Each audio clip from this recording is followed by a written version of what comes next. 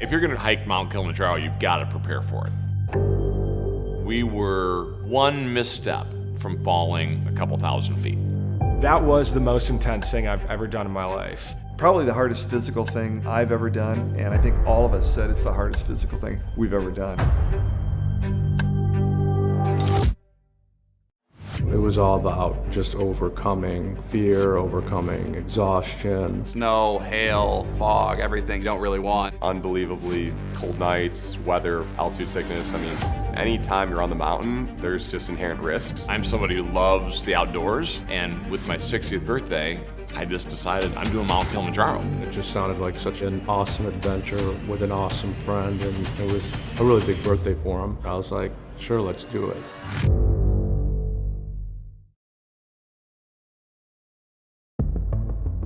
Everyone on the trip was great. We had 6 people, my dad, my brother Will, Farhan, Jim Helene, Sam, and myself.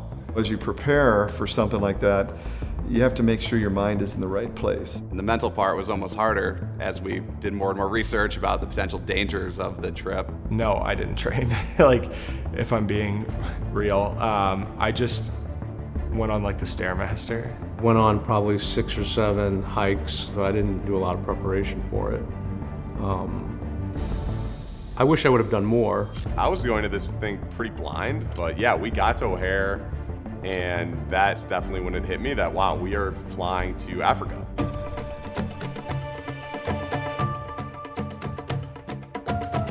We land at Mount Kilimanjaro Airport. We're met by a member of the Mount Sobek team, and he took us to our accommodations on Mount Meru. We each had these luxury tents. The inside's very, very nice, but what was concerning was the outside. You're literally in the middle of a jungle. Some parts of it were a little bit unnerving for someone who's not much of a camper. We got there and had 2 days to get really acclimated. I mean, we check all our gear, get used to the new altitude. We did an acclimatization hike. Those first 2 days in Arusha National Park were great. I'm like, oh, this will be easy if this is what it's like. We had amazing meals. We were treated like kings. We're all pretty pumped, and like, this is not a problem. I don't think anybody could have anticipated what we're about to do.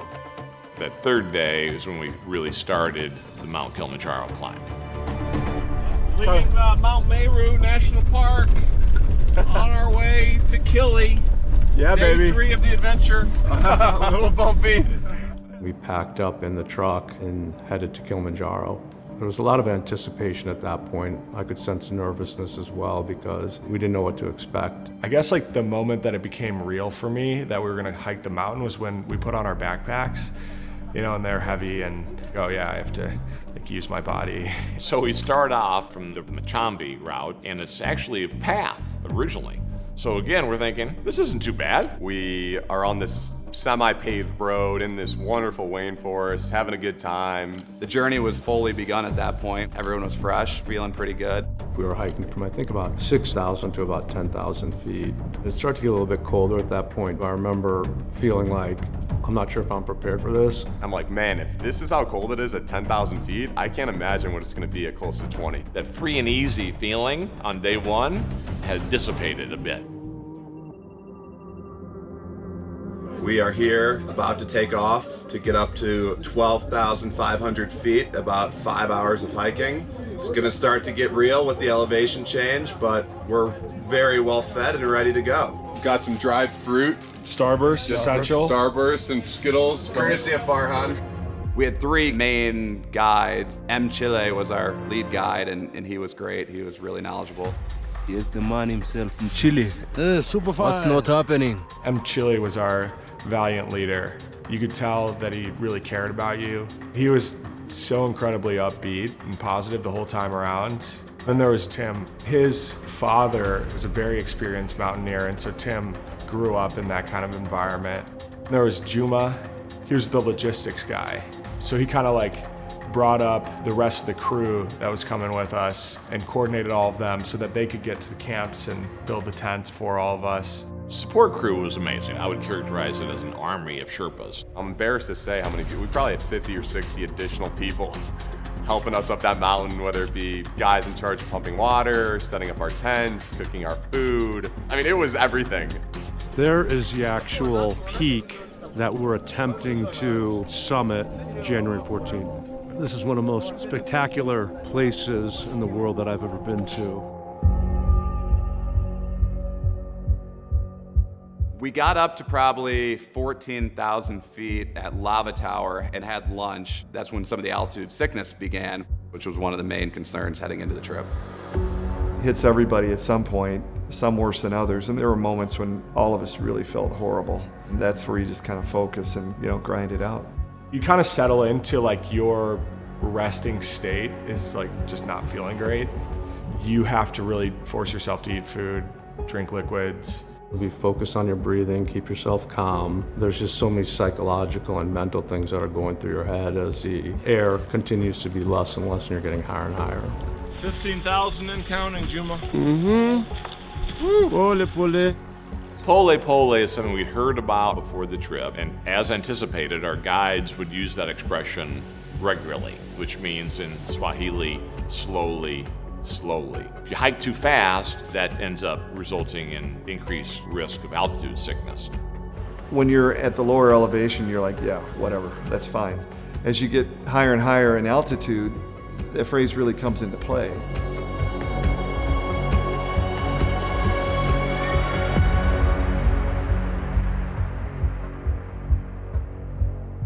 Here we are in Bronca Valley after our third arduous day. We all came back pretty wiped, actually. First signs of mountain sickness. Mercifully, people have rallied today, so we're back at it. Pole pole is the word of the day. That's all I've got to say. It's actually 2 words. We went up to Arrow Glacier, and basically a blizzard rolls in, and our tents got covered in snow and ice, and then we found out we have the Western Breach ahead of us, which only added to a lot of the anxiety. Once we made the move to the Western Breach, it went from being cold to like freeze your ass off cold. The 2 days before the summit were the hardest days of the entire hike. All of us were having some sort of physical challenge, whether it was altitude, I was having stomach problems. But there was just a special camaraderie that we were building. Everybody was watching out for each other. Everyone at different points of the trip really supported each other in different ways, whether it be providing medication, whether it be emotional support that was needed at times. I think there was a really good mix of, okay, time to be serious and really hone in, and at the same time, there was plenty of time for levity and laughter. Couple threes. Once we found out about the Western Breach and actually seeing it in person, the route we were going to do, I thought there was no way. We're going up that rock cliff, essentially. I think only 1% of the folks that summit Kilimanjaro take the Western Breach. They call it a Category 5 trek. Chile had a unique way of describing extremely treacherous situations in, ways that I guess you ultimately agreed to do them, right? Pole pole did take on new meaning as we were climbing the Western Breach because you had to go slowly. We climbed to the rim of the crater. We were one misstep from falling a couple thousand feet. It's pitch black. All you can see is your guide or a member of the team in front of you and your 2 feet just ascending up the hill. We were climbing in snow and ice. Thankfully, one of our 3 guides was able to kind of get to the front of the line and kind of pickaxe footholds for us as we were going very, very slowly and carefully up that Western Breach. When you take a moment to either rest or look around, you realize it's very steep, it's incredibly beautiful. You're trying to take in the magnificence of the topography, but in the same sense, you gotta be really focused on the right steps. If you slid down, there was a very good chance that you were gonna break bones and decent chance that you could die. That was the most intense thing I've ever done in my life. You were super focused, one step at a time, because if I would have fallen back, I would have taken a couple people with me. That was the moment on the entire hike when I did say, what the heck am I doing? And I felt responsible for the group as a whole, and particularly nervous, as a father. If something happened to either of my boys, I would never obviously have forgiven myself. I was right behind Machili, who was the guide, then Steve was behind me, and we had both crossed this area. And I remember watching the rest of the team cross it, wondering, one slip and they could be gone. M. Chile, our main guide, prescribed the ordering of us.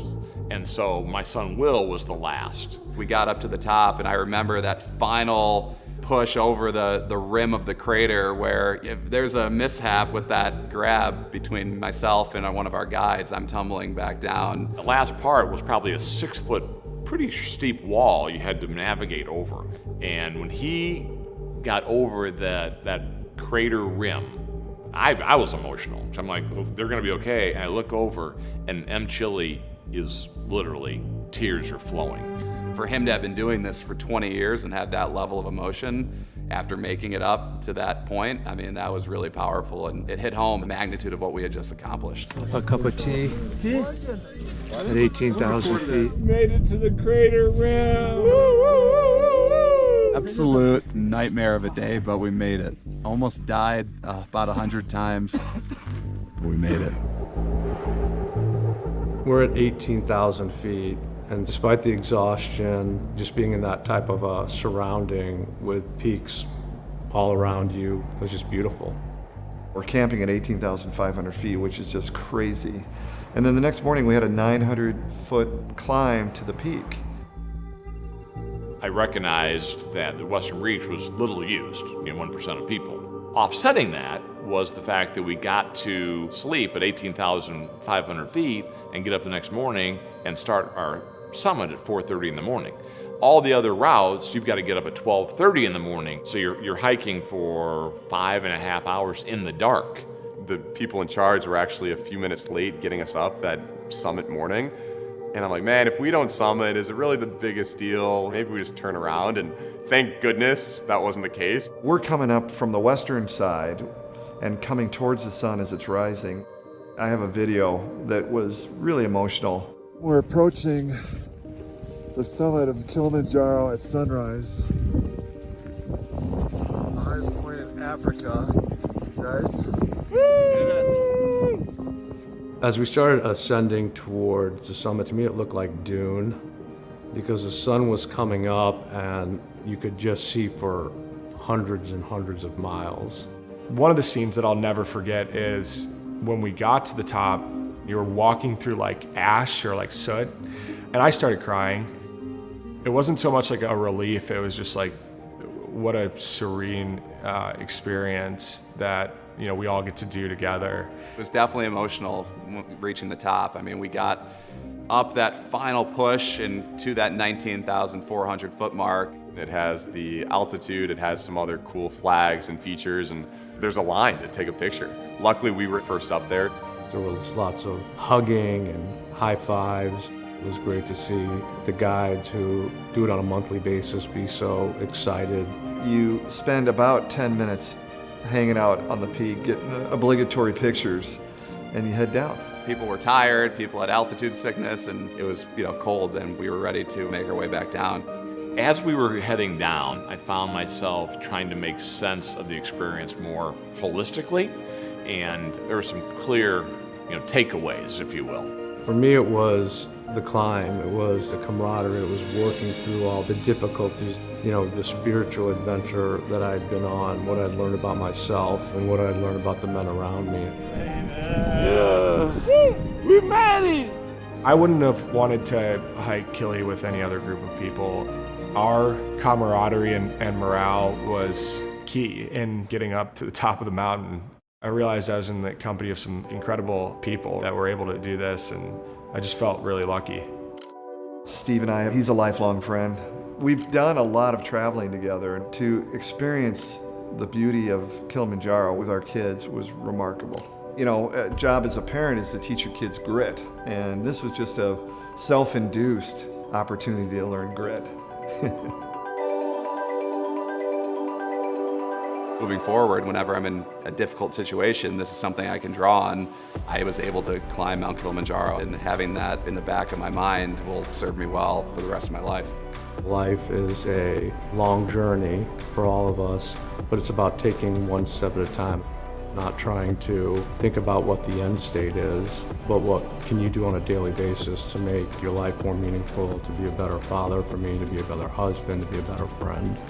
For me, turning 60 is that turning of the page. And so, as I tried to put this hike into context, Pole Pole became a metaphor for this new stage in life. And I've always been somebody overscheduled, doing this, doing that. It's time to slow down, live more in the moment, and just live that Pole Pole. We all need guides in life. And we had these 3 phenomenal guides that shepherded us on this adventure. And given my age, I want to make sure that I'm positioning myself to be helpful as a guide where I can as well. My dad is definitely a leader. He's definitely someone to take a challenge head on. In fact, my mom was a little worried that he wouldn't turn back even if something was going wrong. So she secretly told my brother and I to keep an eye on him. But he was such a warrior, glad that I could experience that with him, and it's something we'll look back on for the rest of our lives.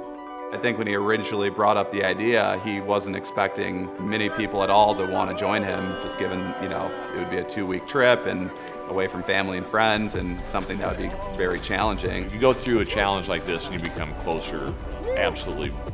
It's one of those lived experiences that I think will never go away, but I think the relationships will always be changed.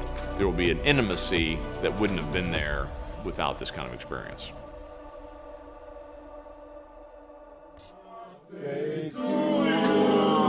Happy birthday to you.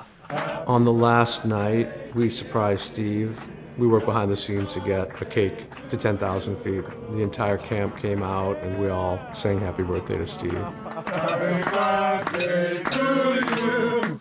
Happy birthday, dear Steve. It was a great moment, I think, for all of us to know that the journey was over and celebrate Steve's 60th birthday.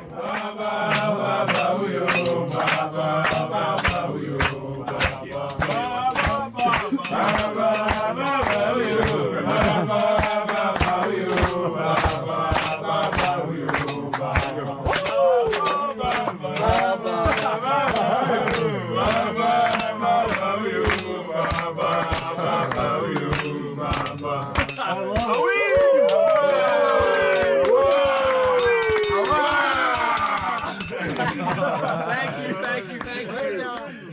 Enjoy.